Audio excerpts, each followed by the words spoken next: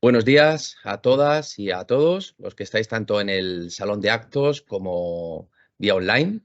Mi nombre es Emilio Ramos, soy el responsable de área técnica del CIADAC en funciones y bueno, hoy pues voy a hacer la presentación de la siguiente actividad que está dentro del 20 aniversario del Centro de Referencia Estatal de Atención al Daño Cerebral y bueno, formando parte de esta misión que tenemos de referencia. Hoy tenemos aquí a dos compañeras, a Laura Seco, logopeda, de aquí del CIADAC, y a Leticia Huerta, terapeuta ocupacional. Van a transmitirnos pues, el avance número 19, que es el abordaje transdisciplinar Lego Serious Play. Lo que van a intentar pues, va a ser transmitirnos a todos ese trabajo transdisciplinar entre pues, logopedia y terapia ocupacional. Así que nada, os dejo aquí con ellas. Gracias.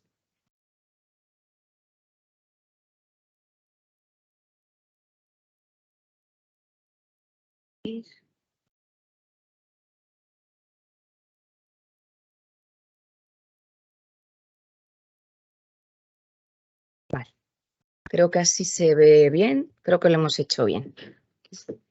Bueno, pues buenos días, yo soy Laura, soy logopeda y os voy a hablar de la primera parte de la charla, luego daré paso a mi compañera Leticia y bueno, vamos a ver si en menos de una hora os podemos dar unas pinceladas de este proyecto. Bien, no podemos hablar del proyecto Lego Serious Play sin antes enmarcarlo en el modelo de atención centrado en la persona implantado aquí en CEADAC, que tiene una serie de características que ahí aparecen, obviamente centrado en el usuario y en su familia, un abordaje intensivo, integral, y destacamos en esta charla de hoy ese concepto de transdisciplinariedad, que vamos a ver si luego en la parte más práctica de aplicación en el taller, que Leticia lo va a desarrollar un poquito más, pues lo podemos ver. Bien, sin entrar en mucho detalle, pero para recordar conceptos y quizás pues, aclarar este concepto de transdisciplinar de otros con los que se puede confundir, como es el concepto de multidisciplinar o interdisciplinar, he rescatado esta imagen que me parece muy interesante, que de una forma muy visual transmite la diferencia un poco entre todos esos abordajes. Vamos a partir de la primera línea de arriba, en la que aparecen tres circunferencias, ¿no? Y el léxico que emplean aquí, ¿no? La palabra que emplean es disciplinar. ¿Qué quiere esto decir? Vamos a otorgar a cada uno de esos círculos una disciplina, por ejemplo, la primera que es la logopedia, el segundo círculo que representa la fisioterapia, el tercero que representa la terapia ocupacional, y gráficamente vemos cómo las áreas de conocimiento de cada una de esas tres disciplinas están muy definidas.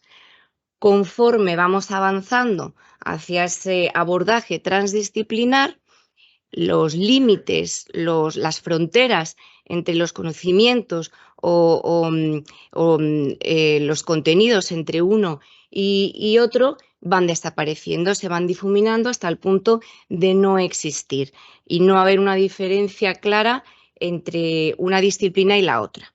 Y eso se ve luego aplicado a la práctica en el taller del Lego Serious Play, donde no se sabría muy bien quién es el logopeda o el terapeuta ocupacional en el desarrollo de esa actividad, ¿vale? Si trasladamos ese concepto al CEADAC y dentro, repito, de este modelo de atención centrado en la persona, pues vemos cómo alrededor y acogiendo, abordando todo el usuario y su familia, pues están los distintos departamentos, pero la transdisciplinariedad se iría viendo, se plasmaría en la eliminación de esas líneas que separan un departamento, una disciplina o un área de conocimiento de la otra, de tal forma que se trabaje de una forma conjunta, con con mucha comunicación entre profesionales y con un abordaje tal, pues, que no se diferenciarían, ¿no?, unas disciplinas de las otras, unos departamentos de los otros en esa atención al usuario, a la persona, en este caso, con daño cerebral adquirido. Bueno, esas son las 3 pinceladas un poco por enmarcar y darle sentido al taller de Lego Serious Play, en el que vamos a ir entrando poco a poco en detalle y vamos a poder ir materializando y entendiendo un poco más todo esto que estamos contando. Pues bien, os voy a contar de una forma, vamos a decir, entretenida, cómo surge la idea de este proyecto. Y me remonto a las Navidades del 21, que buscando regalos de Reyes en la web de Lego, pues me tropecé con este material que me llamó la atención inicialmente. ¿Por qué? Pues porque a priori no conformaba ningún objeto, ningún escenario a los que nos tiene habituados Lego, como puede ser un castillo, un barco, etcétera, y no contenía unas instrucciones que te guiaran en la construcción de algo concreto. Es una caja con un poquito más de 200 piezas muy variadas y diversas. Y entonces, bueno, pues eso me llamó la atención, no era lo habitual que yo había visto en Lego. Investigando un poquito más, pues descubro que Lego Serious Play es más que esa caja, que ese material con sus ladrillos de colores y distintas formas y demás, sino que es una metodología. Y una metodología que se crea y se aplica desde los años 90 en adelante y continúa aplicándose en el ámbito de la gestión empresarial. Con lo cual eso también me llamó la atención, porque asociamos normalmente el Lego y todos sus productos a la infancia, ¿no? Pues, o no, a edades tempranas, y esto ya, la palabra empresarial, pues me evocaba ya un tema de adultos y otra cosa que no era a lo que yo estaba acostumbrada. Sigo investigando un poquito más y parece ser que el origen, ¿no?, de esta metodología surge en los años 90, pues cuando concurren, por una parte, uno de los dueños o directivos de Lego en aquella época y 2 profesores de una escuela de negocios suizos que ya estaban trabajando en lo que era el Serious Play, el concepto Serious Play o juego serio, ¿no? También aplicado a empresas, al mundo de los negocios y demás. Concurren en algún momento en esos años y ahí empieza a gestarse lo que a día de hoy se ha convertido en una metodología. Bien, ¿qué es lo que me sigue llamando la atención? Pues que empleaban se emplea lo que es la metáfora y la narración de historias como un componente principal dentro de ese juego serio.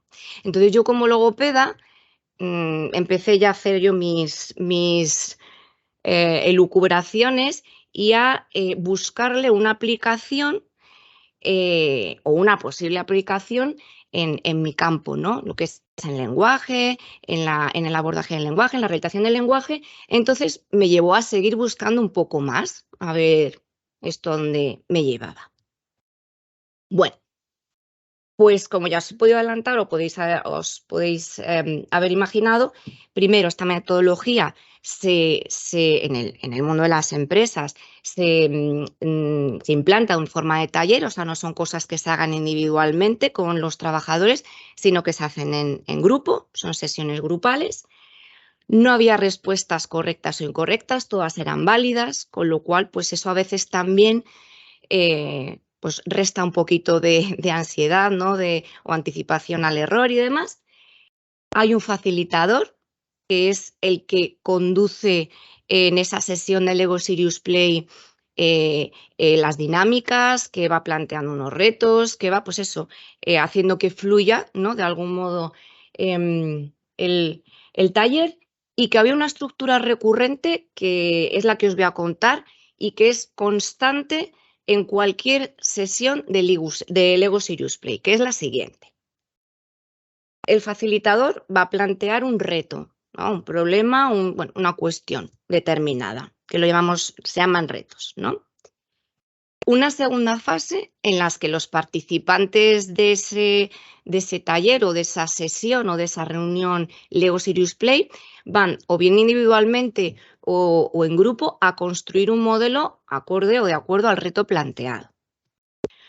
Una tercera fase en la que los participantes comparten sus modelos, los defienden, los explican, recordándoos que no hay una respuesta única ni incorrecta.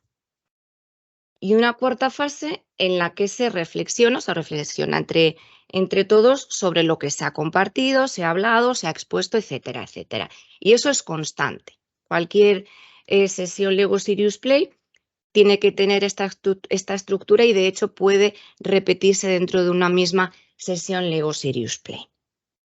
Muy bien. Bueno, pues me iba gustando cada vez más y más esa metodología, la forma de llevarse a cabo. Iba un poco eso, generando en mi cabeza el cómo podía adaptarlo a la población con daño cerebral adquirido. Y bueno, pues quise investigar esto si tenía alguna base científica que lo sustentara de alguna forma. Bien, vamos a ver. Es cierto que, bueno, hay un montón de información en Internet y de los propios creadores. Entonces, bueno, he intentado escoger las teorías que un poco me han gustado más, ¿no? Quizá pues que tengan un poco más de evidencia, ¿no? A ver, la gente que trabaje en educación o los psicólogos que nos estéis escuchando, las dos primeras, bueno, las conocéis perfectamente, vienen del mundo de la educación, de las teorías del aprendizaje. Piaget y luego a posteriori un discípulo suyo, Papert, pues al final exponen que cuando yo construyo estoy generando conocimiento, que no solo hay que aportar para el aprendizaje información explícita, sino que con la construcción el individuo va generando su propio conocimiento. Así muy por encima, claro, os lo voy a contar. Otra teoría en la que se fundamenta es la teoría de flujo, de esa persona que no voy a pronunciar, porque no sé. Y esta teoría lo que planteaba es que cuando alguien está absorto en una actividad placentera, como puede ser en este caso el juego serio, el construir, pues entra en un dejarse llevar, en un fluir que genera pensamientos, acciones, movimientos y bueno, pues también se fundamentan esta metodología en esta teoría. Y luego, como no, quien no conoce el homúnculo de Penfield, donde, bueno, pues la representación a nivel cortical de lo que son las manos y toda la información sensorimotora que tenemos representada, pues es inmensa, con lo cual, pues de alguna manera ayuda, ¿no?, a este aprendizaje, a este meterse en la actividad, etcétera, etcétera, sobre la que comentan, ¿no?, los creadores. Bueno, después de esta parte un poquito más densita,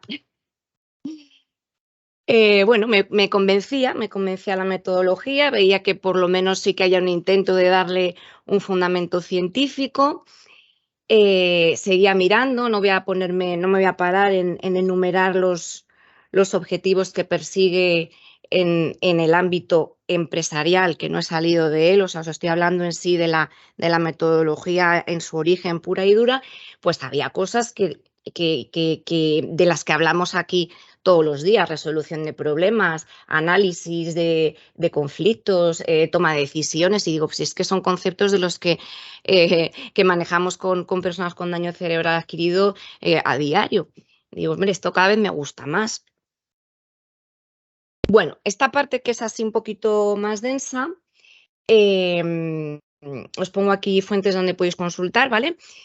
¿Cuál es en la actualidad la situación del Lego Serious Play? Bueno, pues desde los años 90 hasta hoy ha habido una serie de acontecimientos y actualmente Lego como tal se dedica a la comercialización de lo que es el material, que es una parte de la metodología, mientras que el método, que ya sabéis que es más allá que esa caja que os he enseñado antes de piezas, el método Lego Serious Play ahora mismo está gestionado por una consultora externa, que es Rasmussen, a la que como digo, os remito si queréis buscar así algún documento informativo. Y bueno, que fue de hecho un ex vicepresidente de Lego y forma parte, al final es un poco padre también este señor de la metodología. Y luego el libro de la derecha, que igual está escrito por Christiansen, que es uno de los, en su momento era dueño de Lego y de hecho creo que es nieto del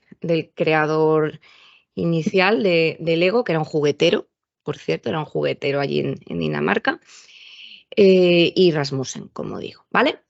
Entonces, bueno, aquí os remito si queréis empaparos un poco más, aunque hay, para conocer por lo menos por encima, hay un montón de fuentes en Internet. Bueno, la parte así un poco más del origen de cómo surge esto os la he contado, pero yo llego a este punto en el que digo, vale, tengo aquí un proyecto dando vueltas en mi cabeza, pero es tan holístico lo que tengo, las ideas que tengo, que necesito compañera de baile y es donde entra Leticia a bailar conmigo. Y entonces es ahí donde podemos decir que aparece esto del abordaje transdisciplinar ya sí o sí. ¿Por qué? Porque yo como logopeda y ella como terapeuta ocupacional la convencí enseguida del proyecto y entonces tuvimos que empezar a bailar juntas desde entonces, ¿no? Bueno, pues entonces ya a partir de ese momento nos pusimos a buscar bibliografía, porque al igual que a mí se me había ocurrido la idea de algo que ya lleva muchos años, como es la metodología Lego Serious Play, aplicarla en el ámbito del daño cerebral adquirido, pues nos suponíamos que a alguien se le podía haber ocurrido antes. En fin, nos pusimos a buscar bibliografía sobre esa aplicabilidad terapéutica. Y bueno, vimos, uno, que en daño cerebral adquirido no hay nada o no hemos encontrado nada, y mira que hemos buscado, pero no hay nada. Que en el ámbito educativo sí está bastante explotado el método Lego Serious Play en infanto-juvenil. Sí que hay bastantes documentos y proyectos muy interesantes que podéis ver en Internet, en educación. Y que lo que es terapia basada en Lego, simplemente en Lego hay bastante. De hecho, el libro de tapa azul de la izquierda es muestra de ello, sobre todo con trastorno de espectro autista, y debe dar unos resultados bastante interesantes, pero no tiene nada que ver la metodología basada en Lego con lo que es la metodología Lego Serious Play. Entonces, bueno, pues sí interesante, pero no podíamos de ahí extraer tampoco mucho. A última hora hemos encontrado este otro libro de la derecha, al que no hemos tenido tampoco acceso de contenido, que sí contempla en el índice, si lo podéis ver, un capítulo de aplicabilidad terapéutica del Lego Serious Play en discapacidad o algo así, pero primero por la portada entendemos que probablemente siga siendo para población con diversas discapacidades o no en población infanto-juvenil, y también presuponemos que en daño cerebral adquirido pues, o con otro tipo de colectivos adultos, presuponemos que no va a tocar el tema. Entonces, bueno, que sepáis que esa fueron nuestros hallazgos. Vale, pues lo bueno que tenía es, pues nadie lo ha hecho, pues vamos a empezar a hacerlo nosotras, ¿no? Vamos a empezar a hacer ciencia, aunque sea así primero un poquito piloto. Bien, en ese punto ya súper convencidas las dos de que nos gustaba el proyecto que teníamos por delante, empezamos pues eso, a plantear qué beneficios iniciales veíamos. Por un lado, que eso es lo que a mí, ya digo, de primeras es lo que me condujo a seguir investigando.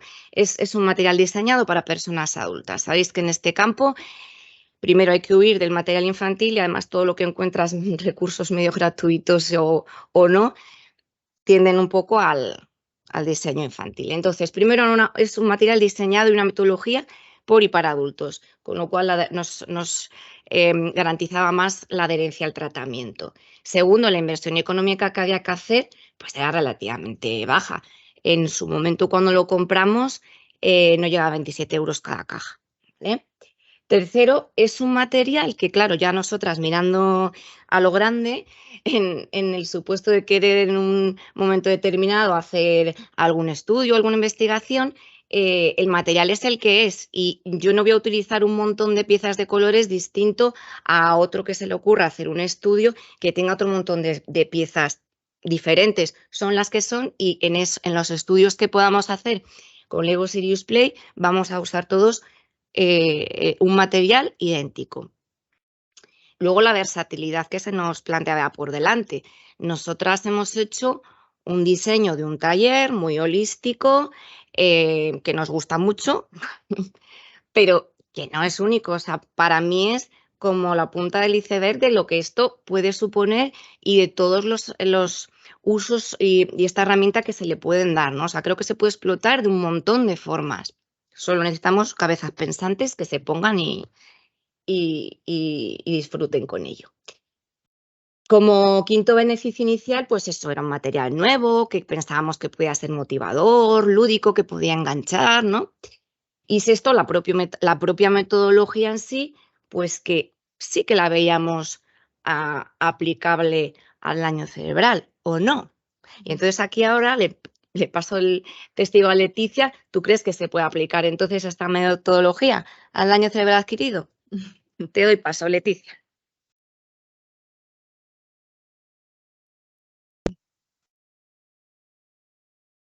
Bueno, pues ante la pregunta que me lanza Laura de si es aplicable o no esta metodología al ámbito del daño cerebral adquirido, pues la respuesta es que sí, porque todos esos artículos, esa bibliografía que revisábamos, pues nos indicaban que de esa metodología se derivaban una serie de beneficios, de objetivos que perfectamente podían ser extrapolables o adoptables a nuestra población con daño cerebral adquirido. Además, para nosotras era muy importante y nos hacía mucha ilusión utilizar el juego como ocupación con significado y mucho sentido para la vida de todas las personas en general. Y es que en realidad el juego es una herramienta que nos va a permitir adaptarnos de forma muy natural a los cambios que se producen en el medio y en realidad desarrollar nuevas capacidades.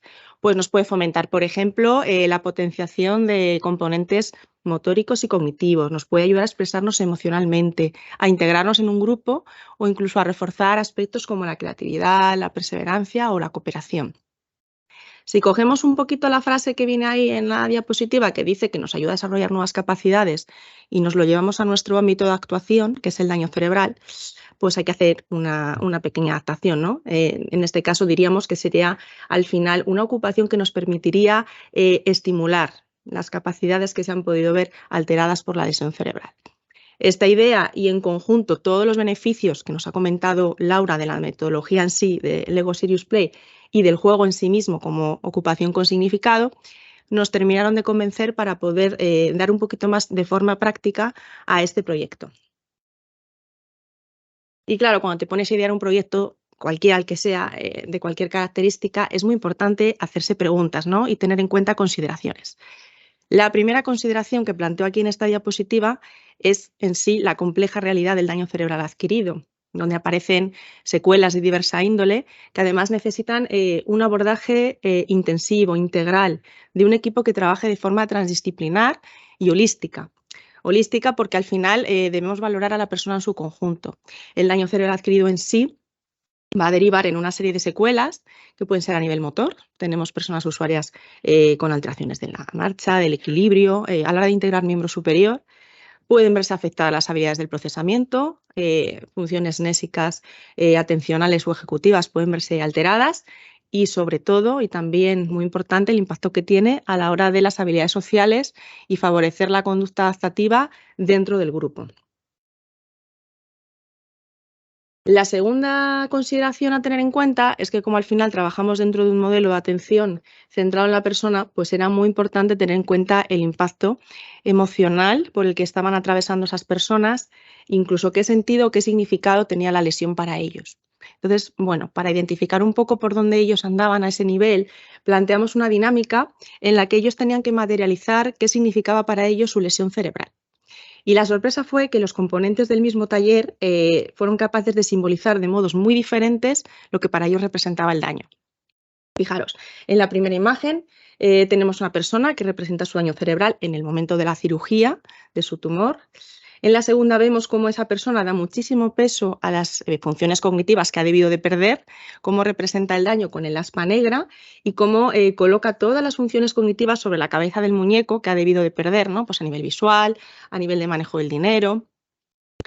En la tercera, pues vemos un caso en el que esa persona representa el daño en el momento de su rehabilitación actual, ¿no? Y nos ejemplifica un poco cómo se compensa la marcha a través de una silla de ruedas eléctrica o cómo nos enseña a llevar a cabo un trabajo cognitivo en mesa. En la cuarta ilustración, que está justo más allá a la derecha, pues vemos que para esa persona su daño se ubica en el momento del traslado al hospital. Y luego esa estructura que tiene ahí al lado representa su cerebro, ¿no? Cómo va sufriendo esa lesión a medida que se traslada. Y en la última imagen, pues podemos ver exactamente cómo el daño cerebral está ubicado en el momento de ese accidente que finalmente motiva el traumatismo craneoencefálico que puede sufrir a día de hoy.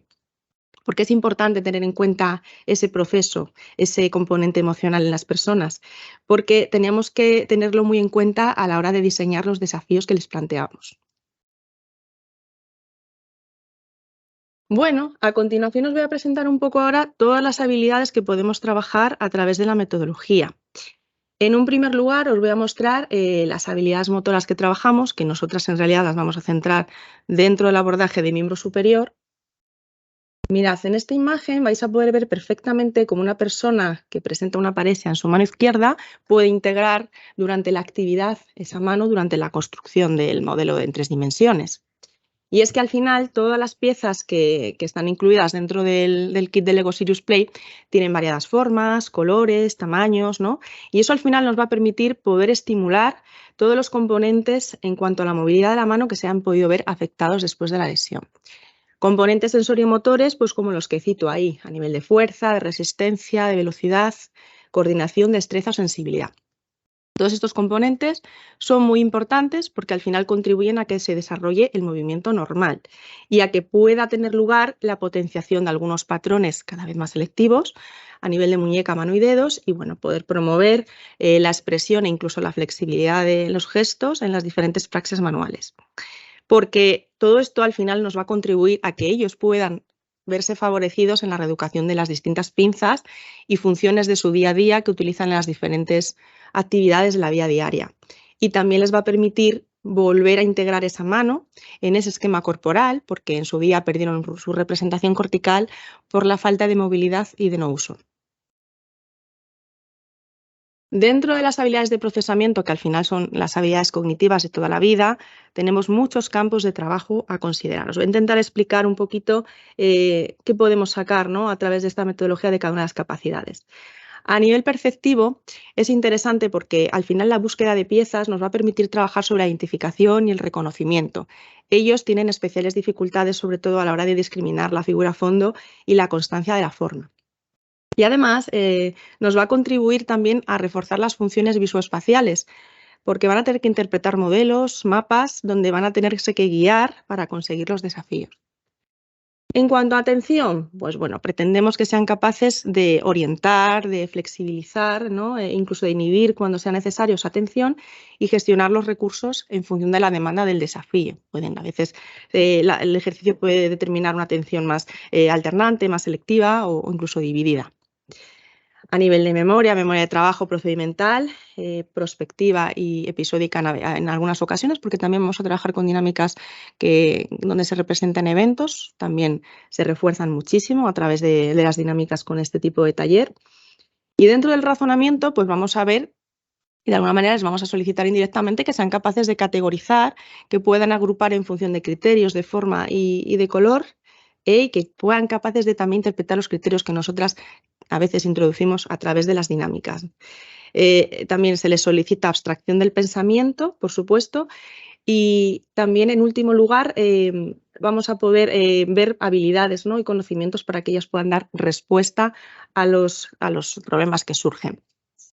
A nivel de funciones ejecutivas, van a poder trabajar sobre la organización y planificación de las secuencias, de los planes de trabajo y se les va a solicitar una flexibilidad a la hora de buscar soluciones, alternativas, poder superar imprevistos, porque en muchas ocasiones nuestras dinámicas pueden estar cargadas de factores sorpresas que ellos no contemplan. Y la iniciativa sería otra función muy importante a trabajar porque necesitamos que puedan participar 100% todos en la dinámica para que el grupo pueda funcionar. Lenguaje, importante, es base de la metodología que antes ha explicado Laura.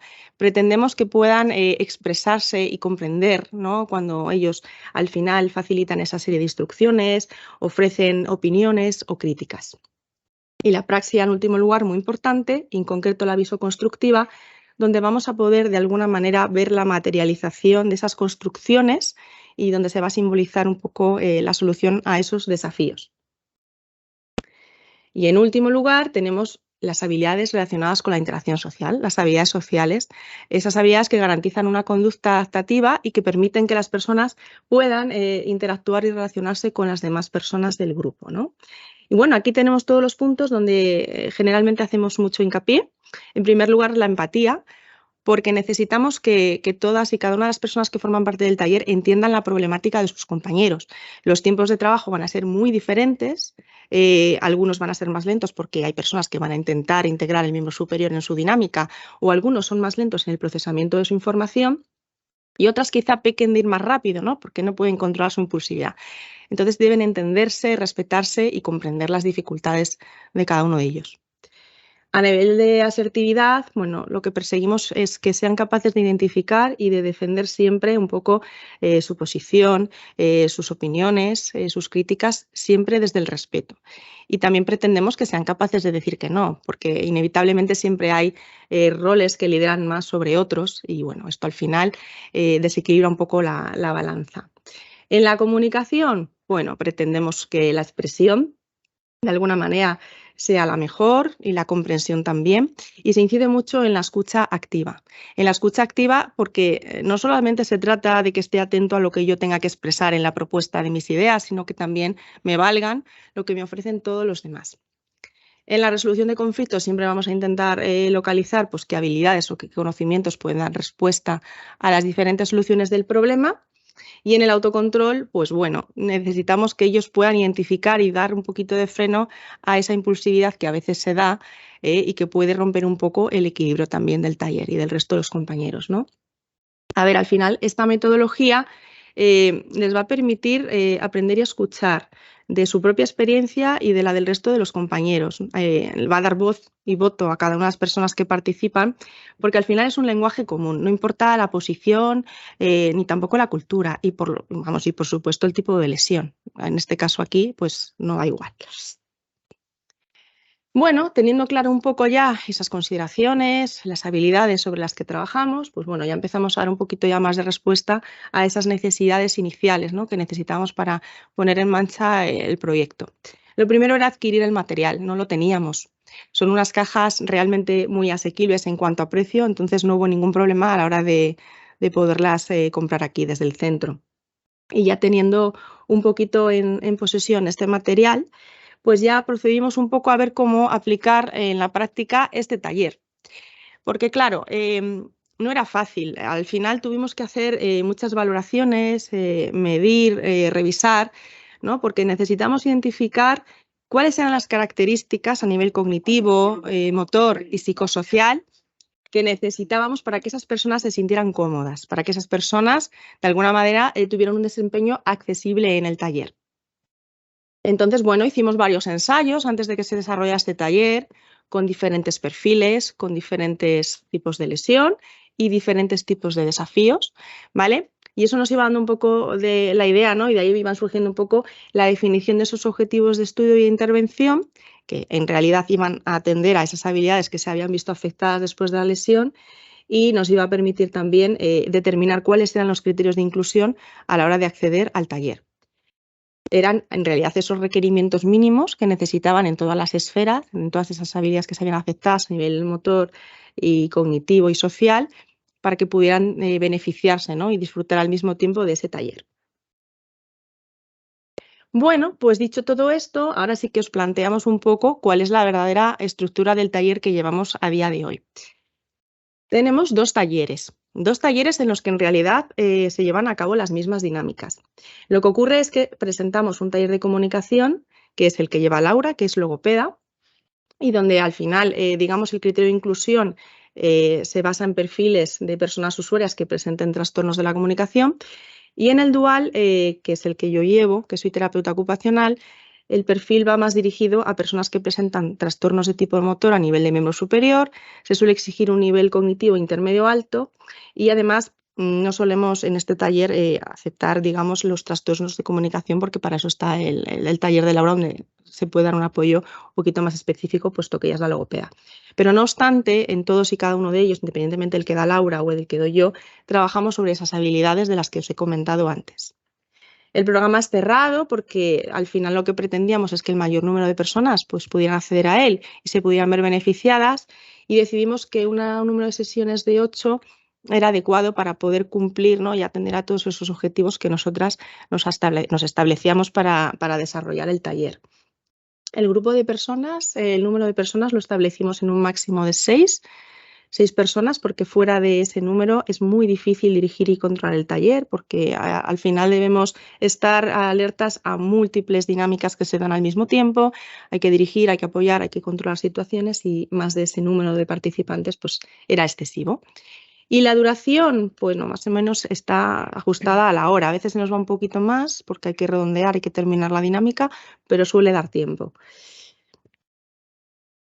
Laura antes os explicaba que esta metodología se basa, ¿no? en que es necesaria la figura de un facilitador. Bueno, aquí somos evidentemente nosotras las que nos encargamos de diseñar esas dinámicas, las que nos encargamos de presentar la metodología y de dirigirla a lo largo de las dinámicas del taller.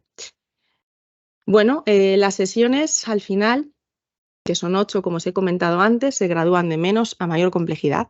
Las iniciales van más dirigidas un poco a la toma de contacto, aquellos al final pues, puedan hacer pequeñas búsquedas, construyan modelos pequeñitos, se van retirando las referencias, los apoyos visuales y vamos yendo hacia dinámicas que cada vez son más complejas, que exigen de una mayor demanda a nivel ejecutivo y a nivel también de interacción social.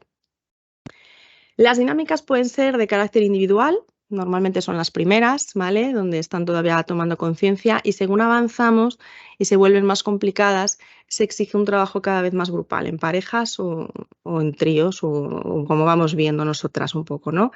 Y bueno, pues la línea argumental al final es la propia proyección que la persona materializa a través de su construcción o de su escenario, donde al final lo que intenta transmitir es la historia o la metáfora que quiere justificar. Las técnicas de aplicación son muy variadas en función de los objetivos que nos planteamos y de las necesidades de ese momento utilizamos unas u otras. Pues lo que os estaba explicando pueden ser modelos individuales, modelos de reproducción compartidos. Trabajamos muchísimo con escenarios, con conexiones de escenarios y de sistemas que conectan entre sí, con eventos pasados, presentes y futuros y muchas veces nos gusta también observar, ¿no? qué tipos de conductas ante propuestas futuras se pueden desarrollar a través de estas dinámicas.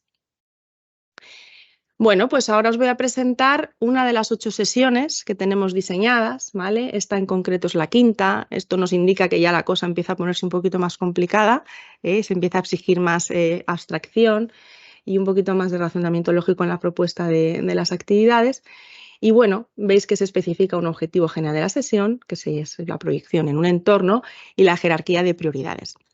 Y entonces, en esa cuadrícula que os representamos, vemos que las 3 primeras columnas especifican las habilidades que creemos que se pueden ver beneficiadas de la aplicación de esa sesión.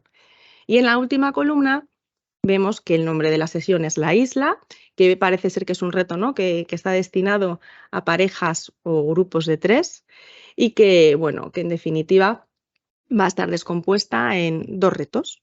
Un primer reto, que sí que va a ir por tiempo, ¿vale? Donde se les va a proponer que construyan una isla, como ellos quieran, con los elementos que ellos quieran, pero solamente se les indicará que a raíz de esa construcción se van a plantear una serie de desafíos después, que ellos no saben, ¿no?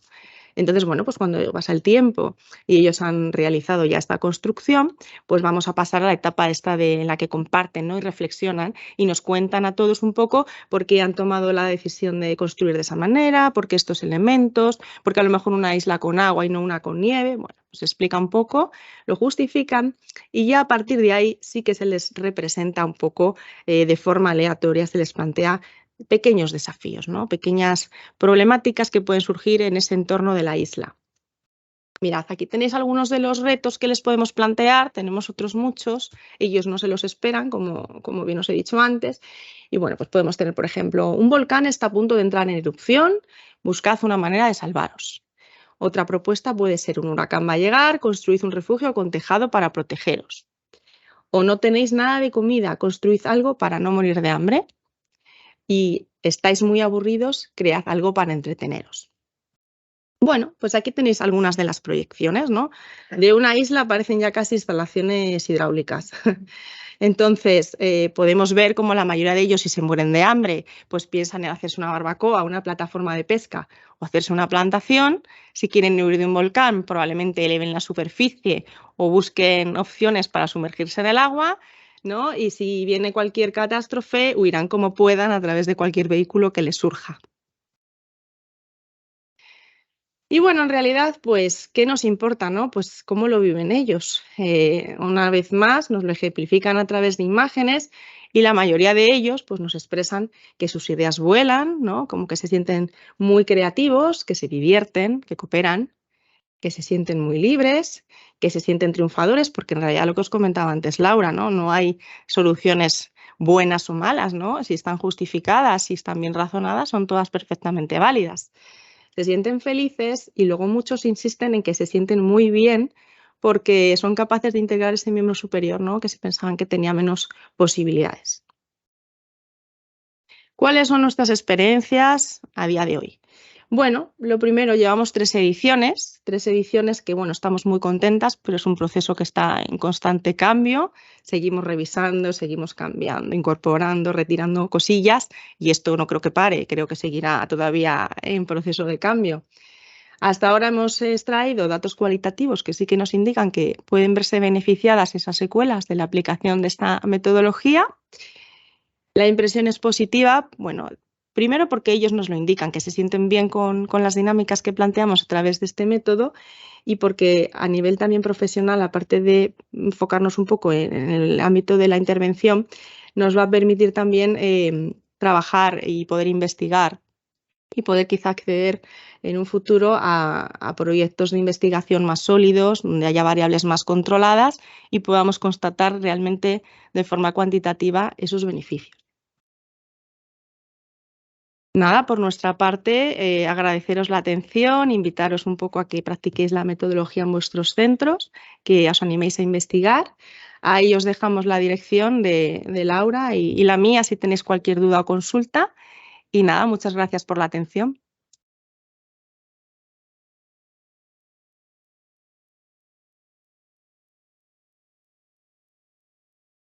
Bueno, dar las gracias aquí a las dos compañeras por su exposición y bueno, me ha parecido muy interesante por ese enfoque que en muchas ocasiones hablamos transdisciplinar, es decir, estamos aquí pues, viendo 2 disciplinas, terapia ocupacional, logopedia y además, bueno, trabajando a nivel holístico, es decir, la persona como un todo, todos esos aspectos que estaban comentando y cómo podemos trabajar tanto la parte de comunicación como esa otra parte que es más de destreza o habilidades. Así que, bueno, dar mi enhorabuena por cómo han desarrollado toda la comunicación. Y bueno, ya os voy a despedir y a emplazaros para el próximo avance, que es el avance número 20, que se llama Adaptación transcultural de pruebas de sistemas de equilibrio. ¿Vale? Será el día 23 de mayo a las 11 de la mañana y será llevado a cabo por Marta Fernández y Cristina Lirio, que son fisioterapeutas. Así que nada, os invito ese día. Buen día.